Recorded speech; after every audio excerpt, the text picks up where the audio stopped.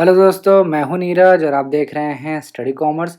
और आज हम इस वीडियो में एडिशनल प्राइसिंग स्ट्रेटजीज़ के बारे में बात करने वाले हैं, जिसमें हम penetration pricing, skimming pricing, captive pricing और भी प्राइसिंग स्ट्रेटजीज़ के बारे में बात करने वाले हैं।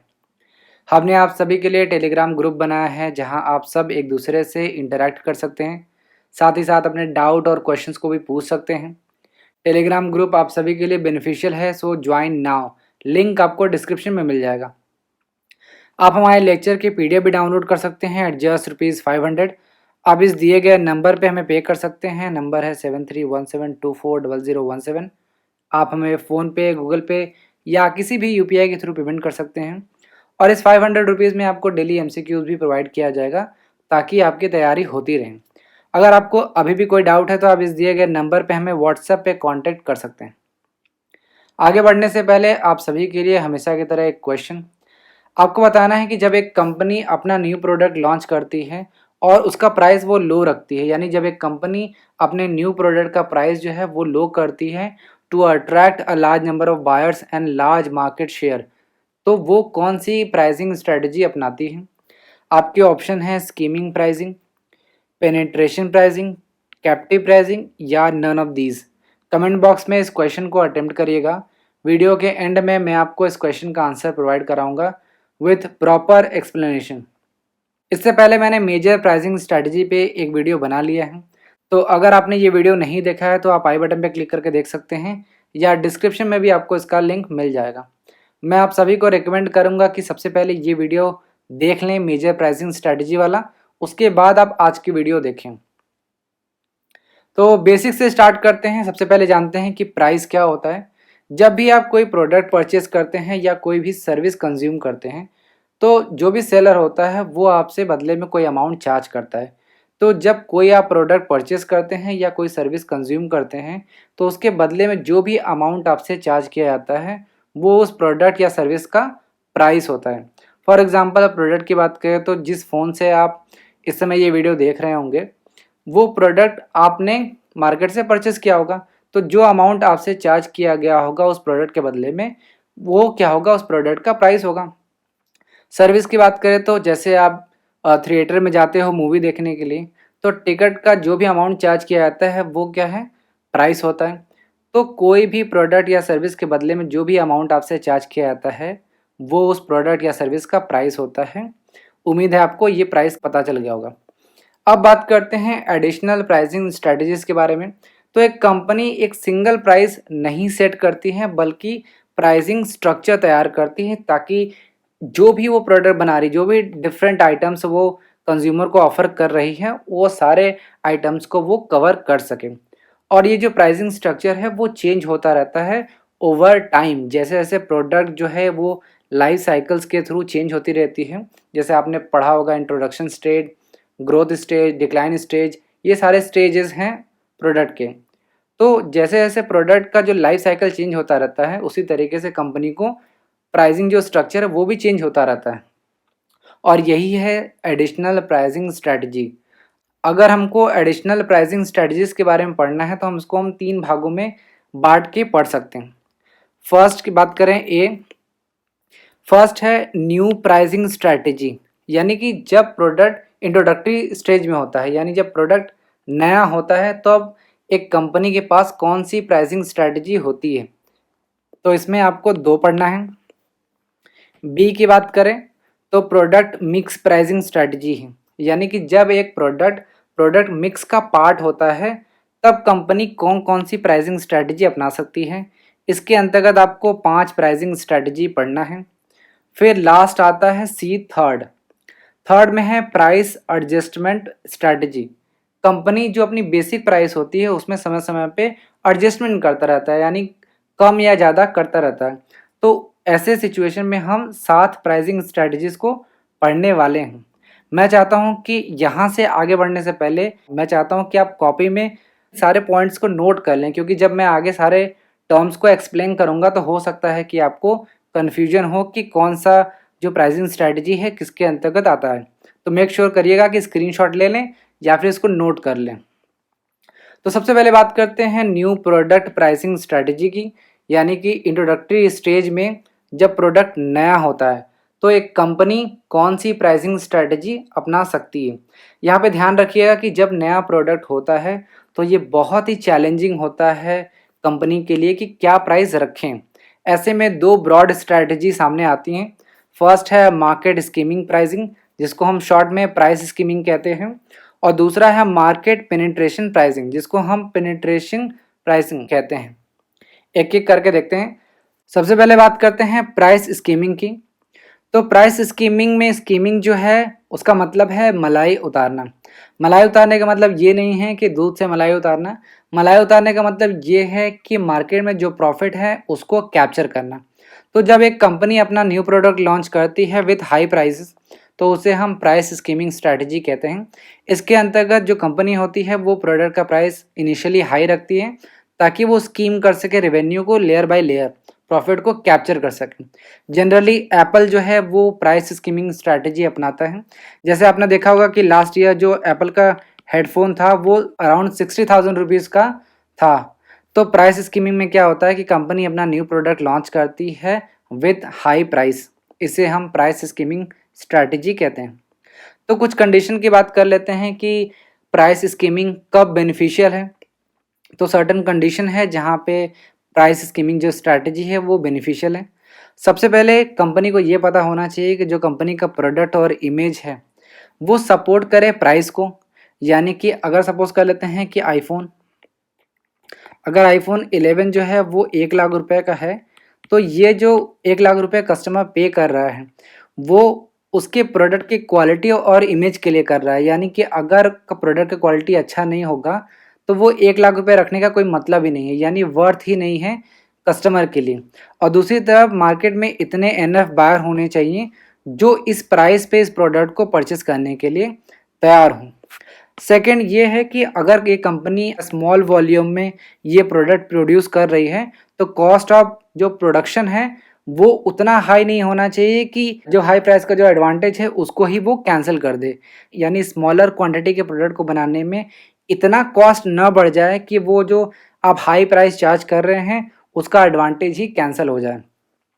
फाइनली जो कॉम्पिटिटर है वो आसानी से मार्केट में इंटर न कर सके, यानी जो प्रोडक्ट की क्वालिटी आप दे रहे हैं वही कोई कॉम्पिटिटर आसानी से मार्केट में न दे। ये कुछ कंडीशन है जहाँ पे प्राइस स्कीमिंग स्ट्रैटेजी जो है वो बेनिफिशियल है।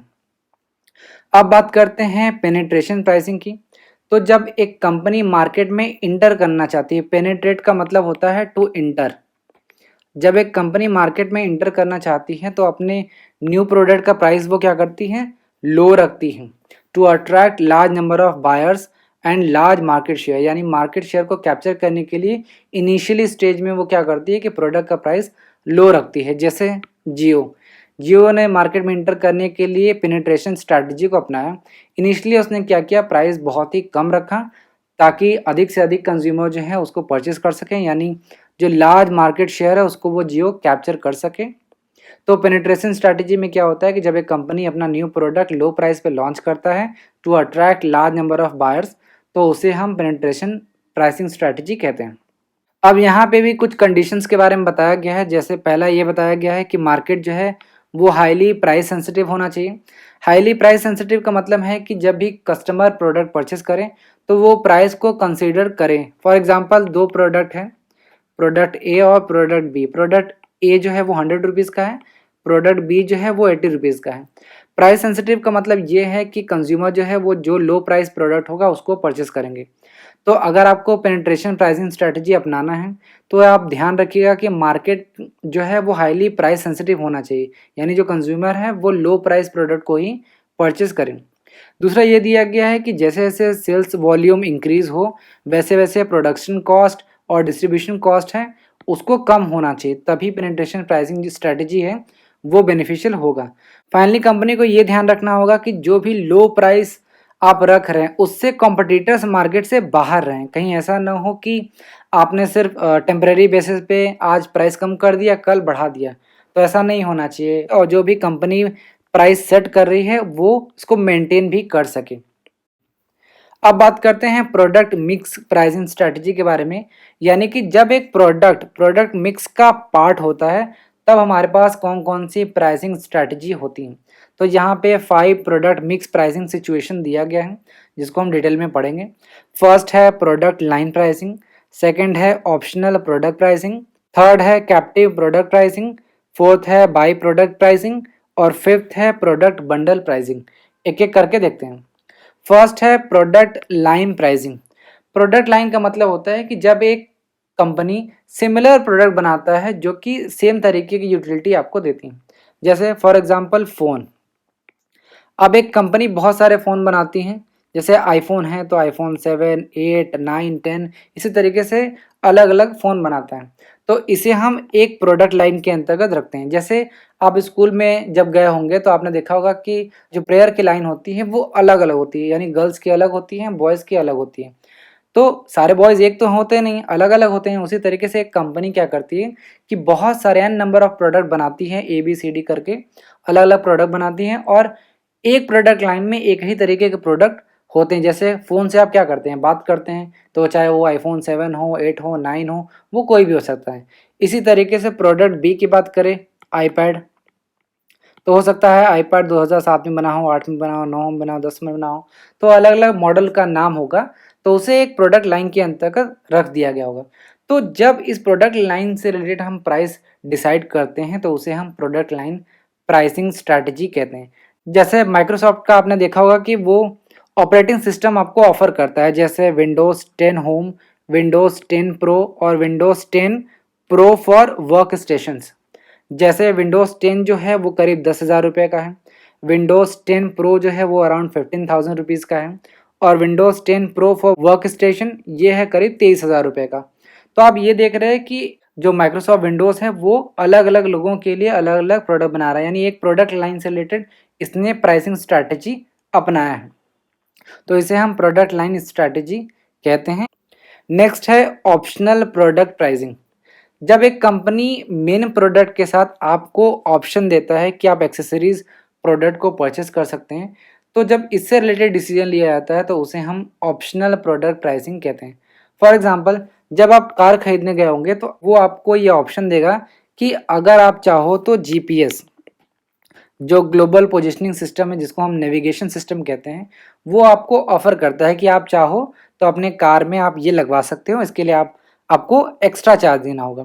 या फिर प्रीमियम एंटरटेनमेंट सिस्टम, आपको म्यूज़िक सिस्टम चाहिए तो हम वो भी लगा देंगे, यानी ये आपके पास ऑप्शन है, अगर आप चाहें तो ये लगा सकते हैं। और अगर सिंपल एग्जांपल की बात करूँ तो जब आप नया लैपटॉप परचेस करते हो तो कंपनी आपको ऑफ़र देती है कि आपको कौन-सा प्रोसेसर लगवाना है, यानी इंटेल का i5, i7, i9 क्या लगवाना है। इवन जो हार्ड ड्राइव्स हैं, यानी स्टोरेज क्या लेना है, 500 जीबी लेना है आपको या फिर 1 टेराबाइट लेना है, या किस तरीके का आपका जो स्टोरेज है वो आपको चाहिए। डॉकिंग सिस्टम की बात करें, यानी कितना पेन ड्राइव आप लगाना चाहते हैं, कितना यूएसबी चाहिए आपको, ये सब सारी चीज़ें।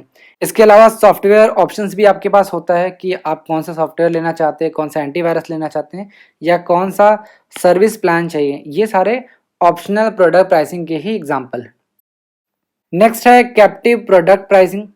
कैप्टिव प्रोडक्ट प्राइसिंग में क्या होता है कि एक मेन प्रोडक्ट होता है और उसके साथ दूसरा प्रोडक्ट जो होता है वो यूज़ होता है। जैसे रेज़र क्या है, ये एक मेन प्रोडक्ट है और जो उसका ब्लेड होता है वो क्या है, उसके साथ यूज़ होता है, जिसे हम सप्लाइज कहते हैं।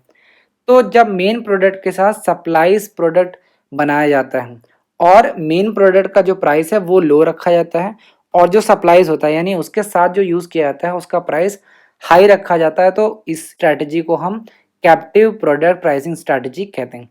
फॉर एग्जांपल, अगर ये रेज़र है तो इसका प्राइस कंपनी क्या करेगी, ये कम कर देगी क्योंकि ये मेन प्रोडक्ट है। उसके बाद इसका जो ब्लेड होगा इसका प्राइस वो हाई कर देगी, तो इसे हम कैप्टिव प्रोडक्ट प्राइसिंग कहते हैं। यहाँ पे बहुत सारे एग्जांपल दिए गए हैं, जैसे producer of the main product, जो भी प्रोड्यूसर होते हैं मेन प्रोडक्ट के, जैसे रेज़र हो गया, वीडियो गेम कंसोल हो गया, प्रिंटर हो गया, टैबलेट हो गया। जैसे टैबलेट की बात करें तो किंडल, अमेज़न का एक टैबलेट आता है किंडल जो कि रीडिंग के लिए यूज़फुल होता है।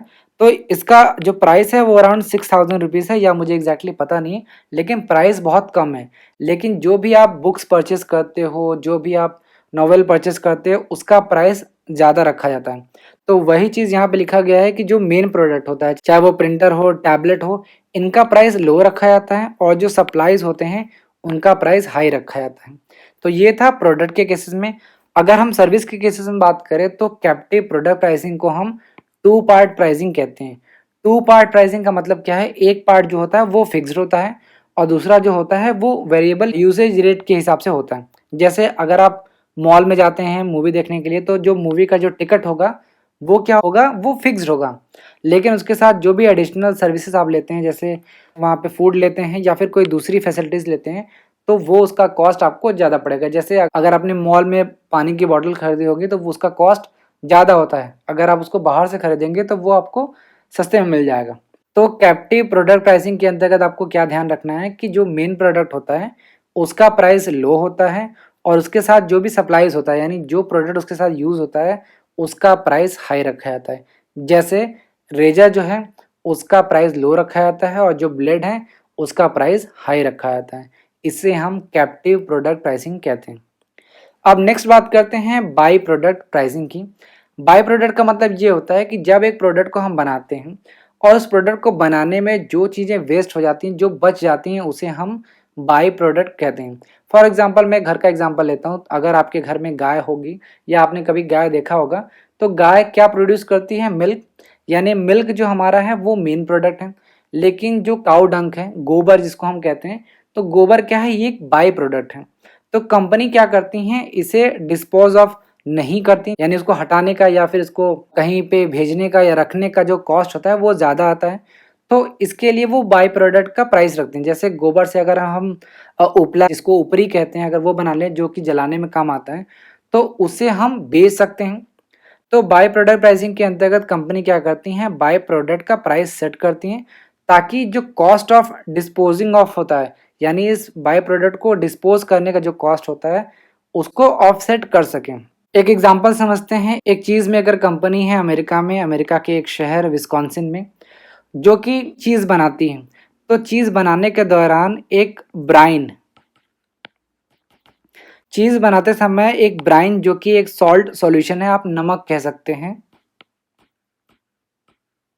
नमक, ये बच जाता है। इसको बनाने में, चीज़ बनाने में ये ब्राइन जो है वो बच जाता है। तो कंपनी क्या करती है, इसको डिस्पोज ऑफ नहीं करती, बल्कि क्या करती हैं कि इसे यूएस के अलग अलग स्टेट में बेचती हैं। ये क्यों बेचती हैं, क्योंकि जैसे आप जानते हैं कि यूएस और कनाडा में बहुत स्नोफॉल होता है, बहुत बर्फबारी होती है, तो वहाँ पे रोड पे ये बर्फ़ जम जाती है। तो इस नमक का इस्तेमाल उस बर्फ़ को, जो रोड पे जमी हुई बर्फ़ होती है, उसको हटाने में ये यूज़ होता है। तो बाई प्रोडक्ट प्राइसिंग के अंतर्गत हम बाई प्रोडक्ट का प्राइस सेट करते हैं ताकि जो डिस्पोज ऑफ करने में जो कॉस्ट आ रही है उसको हम ऑफसेट कर सकें। तो इसे हम बाई प्रोडक्ट प्राइसिंग कहते हैं। नेक्स्ट है प्रोडक्ट बंडल प्राइसिंग।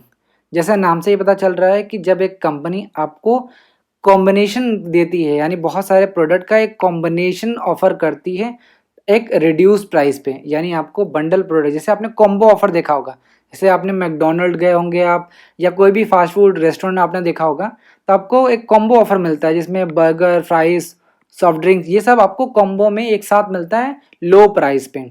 तो इसे ही हम बंडल प्राइसिंग कहते हैं।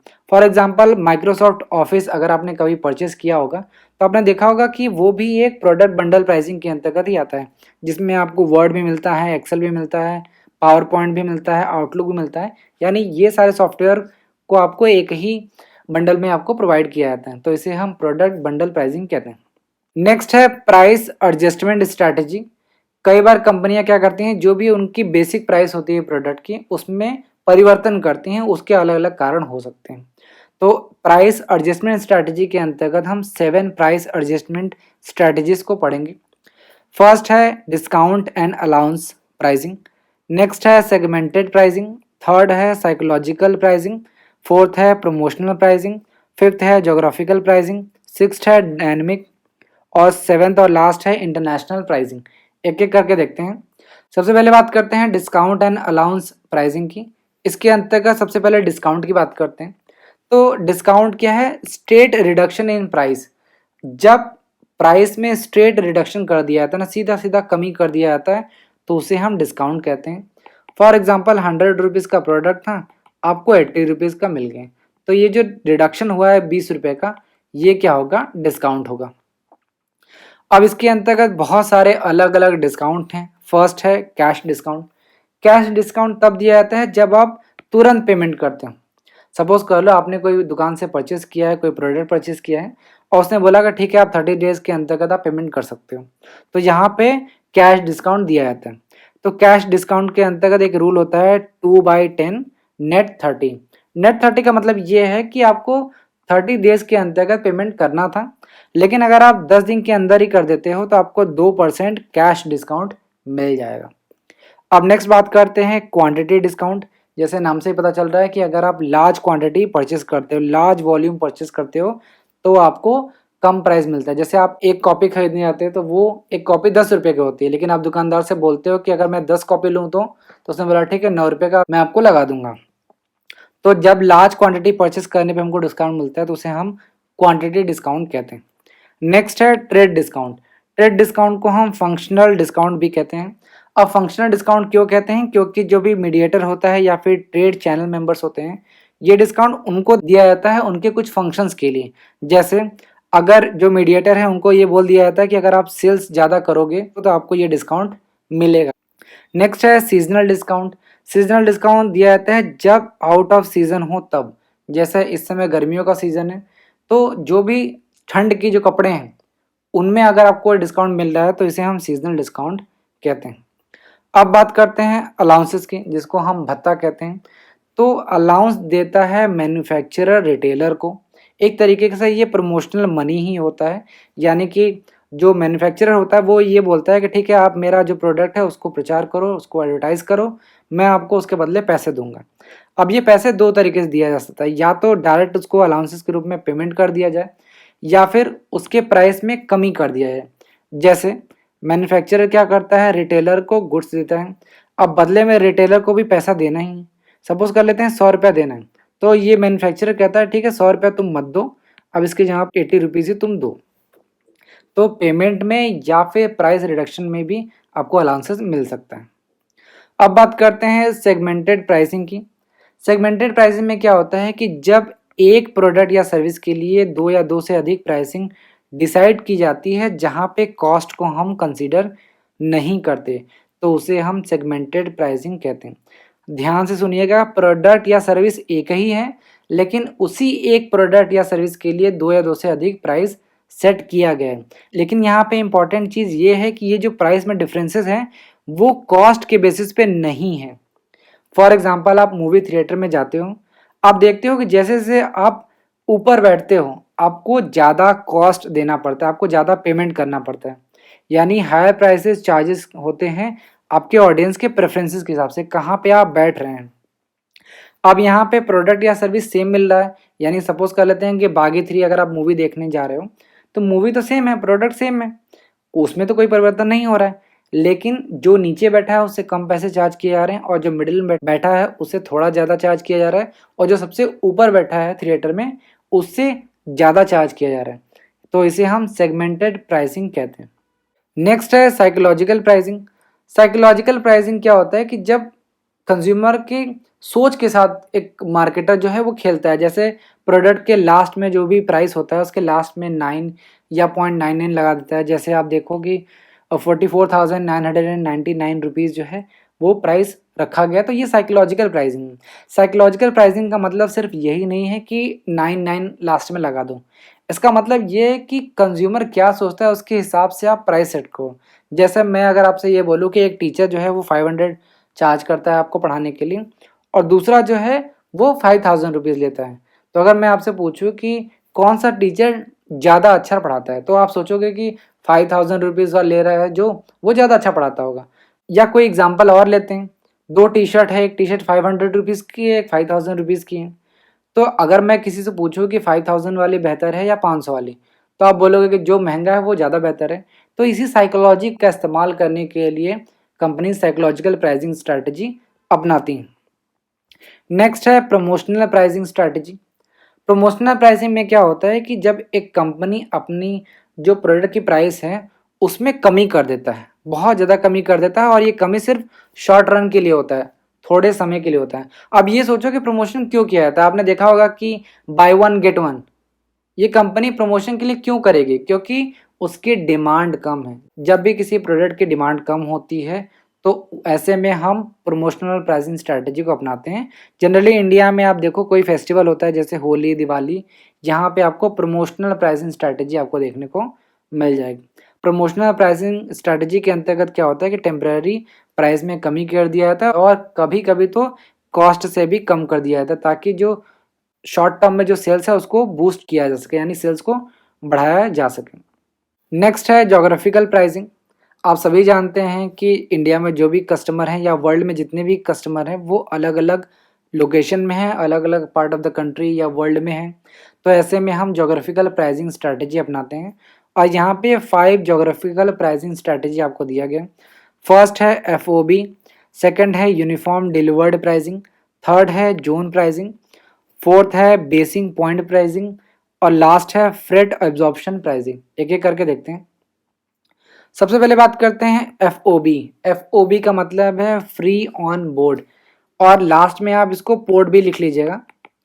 जब एक कस्टमर दूसरे कंट्री से शिप के थ्रू यानी पानी के थ्रू प्रोडक्ट मंगाता है, फॉर एग्जांपल इंडिया की बात करूं तो जो सदर्न स्टेट है इंडिया के, फॉर एग्जांपल चेन्नई, केरला, केरला ले लेते हैं। अगर केरला से कोई कस्टमर जो है वो श्रीलंका ले लेते हैं, श्रीलंका से कोई प्रोडक्ट मंगाता है तो यहाँ पे जोग्राफिकल प्राइसिंग स्ट्रैटेजी अपनाया जाएगा और उसमें भी free on board pricing strategy अपनाया जाएगा। तो आप यहाँ देख रहे हो कि जो श्रीलंका से प्रोडक्ट आएगा वो शिप के थ्रू आएगा, तो जो भी सेलर होगा वो श्रीलंका से इस पोर्ट तक यानी केरला में जो पोर्ट होगा वहाँ तक का खर्चा जो कॉस्ट है वो सेलर बियर करेगा, और इस पोर्ट से जो भी कस्टमर का होम है, घर है, वहाँ तक का जो खर्चा होगा वो कस्टमर पे करेगा। यानी customer pays the freight from the factory to destination. इसे हम free on board pricing strategy कहते हैं। नेक्स्ट बात करते हैं यूनिफॉर्म डिलीवर्ड प्राइसिंग। जैसे आपको यूनिफॉर्म का मतलब है कि एक जैसा, सेम। तो जब कंपनी सेम प्राइस चार्ज करती है, सेम फ्रेट चार्ज करती है सारे कस्टमर से, तो उसे हम यूनिफॉर्म डिलीवर्ड प्राइसिंग कहते हैं। इसमें हम लोकेशन को कंसीडर नहीं करते, यानी कितनी दूरी पे कस्टमर है इससे कोई फर्क नहीं पड़ता। नेक्स्ट है जोन प्राइसिंग।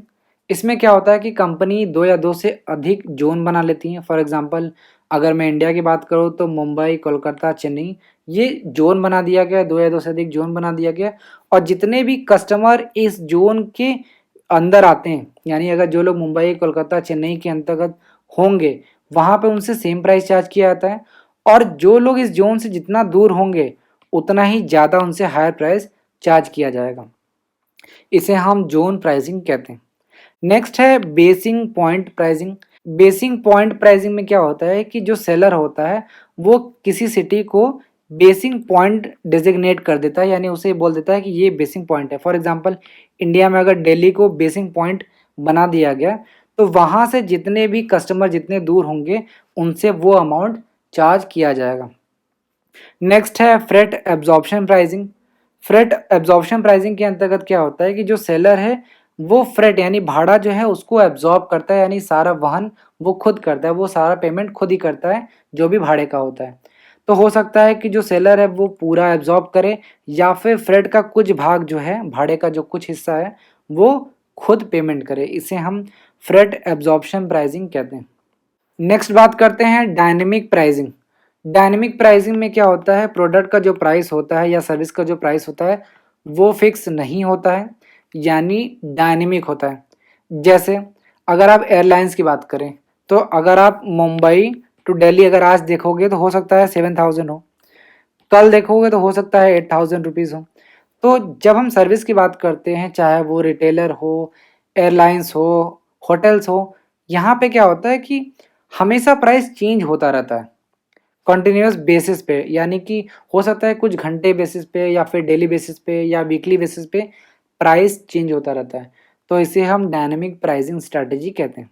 लास्ट है इंटरनेशनल प्राइसिंग। इंटरनेशनल प्राइसिंग तब अपनाया जाता है जब एक कंपनी अपना प्रोडक्ट इंटरनेशनली सेल करता है।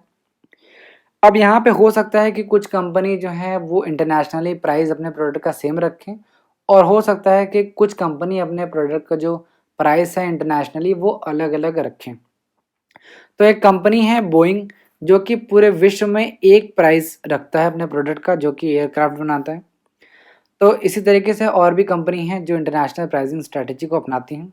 यहाँ पे एक चीज़ ध्यान रखिएगा कि जो कंपनी इंटरनेशनल प्राइसिंग स्ट्रैटेजी अपनाती है, उसे कुछ चीज़ों, कुछ फैक्टर्स का ध्यान रखना होता है। जैसे जिस कंट्री में ये प्रोडक्ट बेचने वाली है, उसकी जो इकोनॉमिक कंडीशन उस कंट्री की वो कैसी है, कॉम्पिटिटिव सिचुएशन कैसा है, लॉज़ एंड रेगुलेशन कैसा है, वहाँ पे होलसेलिंग और रिटेलिंग सिस्टम किस तरीके का है, ये सब कंसीडर करना पड़ता है व्हाइल डिसाइडिंग इंटरनेशनल प्राइसिंग।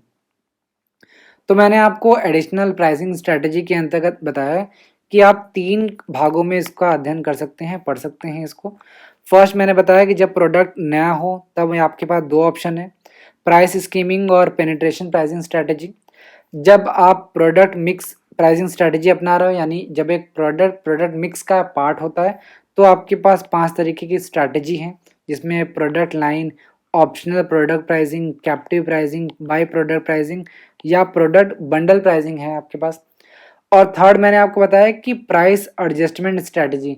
जब एक कंपनी अपने बेसिक प्राइस में कुछ चेंजेस करना चाहती है, तो उसे प्राइस एडजस्टमेंट स्ट्रैटेजी अपनाया जाता है। इसमें 7 तरीके के मैंने आपको बताया स्ट्रैटेजी, जिसमें मैंने आपको डिस्काउंट एंड अलाउंस बताया, सेगमेंटेड प्राइसिंग बताया, psychological pricing, promotional pricing, geographical pricing, dynamic pricing और इंटरनेशनल प्राइसिंग मैंने आपको बताया।